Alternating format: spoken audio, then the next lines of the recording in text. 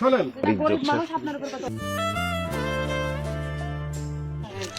Election করছিলাম আমি election করে পাস করাইছিলাম, বলছিলাম যে দাবা শিখে তুই তো পাশে হয়ে বসে তারপরে বুঝছিল যে আপনার ব্যবস্থা করে দেবো, কিছু করে দিবি আরে শেষ করে দিল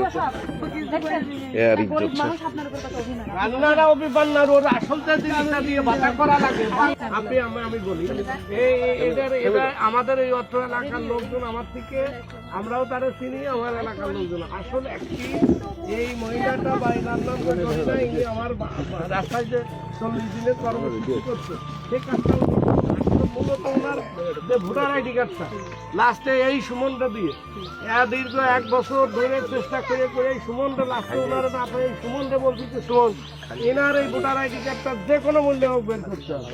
পরে দীর্ঘদিন ঘুরে ঘুরে এই বছর ভোটার আইডি কার্ডটা বের, তারপরে কার্যক্রম শুরু হয়েছে। ইতিমধ্যে আমি ওনার 15 টাকা কেজি চালের কার্ডও বের করে দেবো। আগামী মাসে আমাদের পক্ষ থেকে আমাদের যে আসার ভিতরে যে ঈদের সময় যে চাউল টাউল আছে আর যে কার্ডটা করার জন্য এখন পর্যন্ত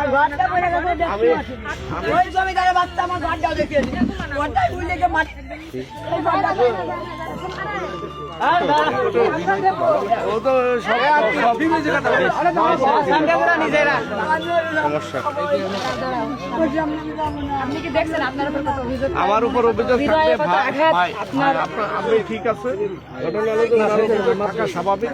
সর্বোচ্চ চেষ্টা করে বর্তমান বাংলাদেশে একটা ভোটার আইডি কার্ড ছাড়া তাকে 10 কেজি চাউলও আমরা দিতে পারি। এই যে আপনার আগে ভোটার আইডি ছিল না, 6 মাসের ভিতর আমাদের সরকারি কোনো অনুদান বা বরাদ্দ আপনি 6 মাসে কি প্যানেল চেয়ারম্যান ছিলেন?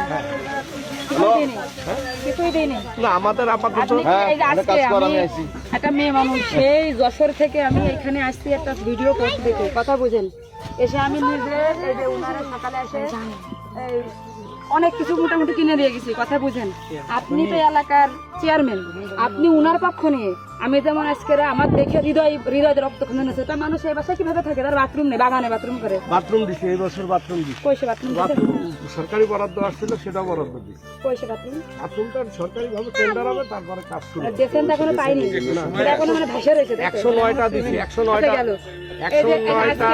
আজকে আমি টিওনো স্যারের কাছে গেলাম, দেখে আমি রিকোয়েস্ট করলাম, ওনারা ছিল শুনে দেখেন যে মানে আমি রিকোয়েস্ট করেছি যে প্লিজ মানে সম্ভব হয় স্যার তাহলে ওনাকে একটু দেখেন। আপনি কয়বার, যেহেতু আপনি এলাকা এই এলাকায় কে গরিব, কে অসহায়, কে দরিদ্র, এটা আমার থেকে আপনি বেশি ভালো জানেন।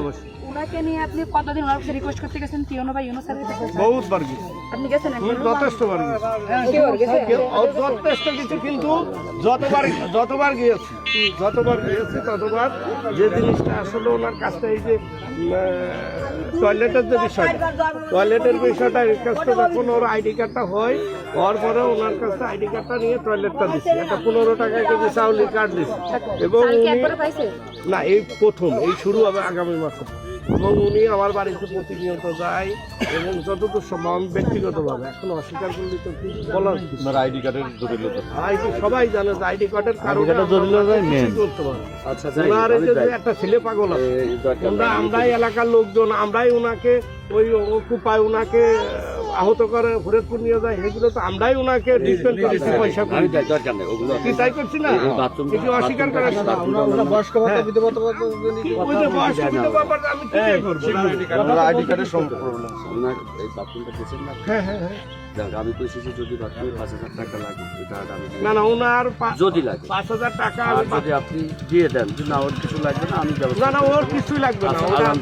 আর এবং 15 টাকা আরো তো বলে আসছে, আর অনুসার বলছে এই 10 তারিখের পরে যে ঘরটা আসলে একটা ঘর করে। আর সেকেন্ড অপশন হলো না, জমিটা নিয়ে একটু জটিলতা আছে। ওই যে ওই ছেলেটা করে মনে ওদের কার্ডের নামে রেকর্ড হয়ে গেছে এই জমি, বদল ওরা হচ্ছে লিখে দেবে। আপনি এরা থেকে জমিটা একটু লেখা দেওয়ার ব্যবস্থা করুন, মানে পরের জায়গায় তো আর ঘরই তো দেওয়া যায় না। পরের জায়গায় আপনি বাথরুম দিচ্ছেন, উনি হঠাৎ মরে গেলে তো জায়গা ওদের ওখান নামে রেকর্ড না। এইটাই সব ঠিক করে দেন দিলি তাহলে আর এসব আপনার উপর আমাদের আপনাকে আমি চিনি না।